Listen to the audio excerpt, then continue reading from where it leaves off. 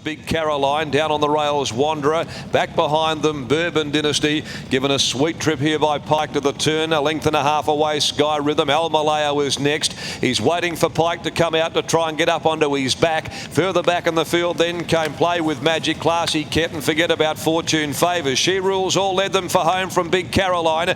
And now Bourbon Dynasty called upon with 200 left to go. She's putting in the big strides, but She Rules All still had a held a handy break. Now Bourbon Dynasty, he has to draw the whip. She Rules All in front. Bourbon Dynasty grinding, won't get there. She Rules All beat Bourbon Dynasty a neck down the outside. Darren couldn't help but notice when she was in the mounting that this horse is looking much stronger than we saw last campaign. Anything different at home? Yeah, look, we trained her from an outside paddock, and she's just probably matured. She's always shown talent, and it's just good, great reward for the owners. They've been very patient with me and her, and she's got a fair share of problems. But yeah, excellent ride by Ben Kennedy too. Yeah, it really was. And I guess the big positive for you and the team here is that she's carried the 58.5 kilos, which for mine was the question mark coming into the race. Yeah, indeed. Like if you know the universal rulers as well as I do, it is a question mark. There's been a couple that have carried it, like Furious Dame.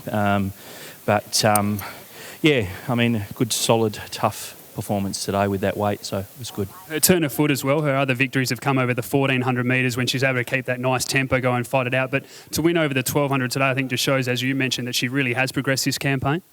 Yeah, she's just a stronger, more matured horse, and she controlled that. She's run pretty decent time as opposed to the last race, I think. So, and with that weight, it's a really good, solid effort, and hopefully she can go on with it. I don't know how far she'll go. I don't think she's an out-and-out Saturday horse, but with the new conditions, we may be able to pinch one. Furious Dame second in the race before. Mambo Catsy coming up a little bit later, and with the lightweight, looks a really good chance as well.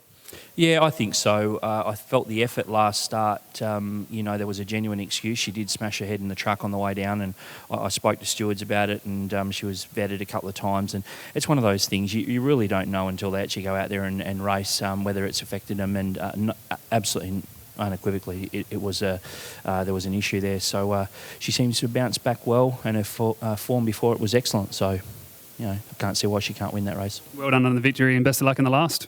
Lovely, thank you. Back, Ben, a nice pick-up ride there, and you've got the job done. Yeah, it was.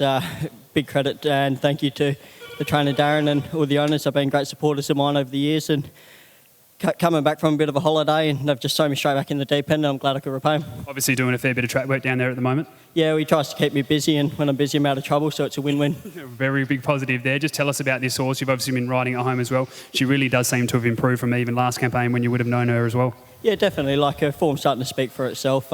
Good second, first up, and today she did carry the weight under 58.5, but she bounced, she put herself there, she made her own luck in front, and today we're good enough, so a bit of luck she goes onwards and upwards from here. Good turn of foot as well. Great to see you back, mate. Best of luck. Thank you very much. Cheers.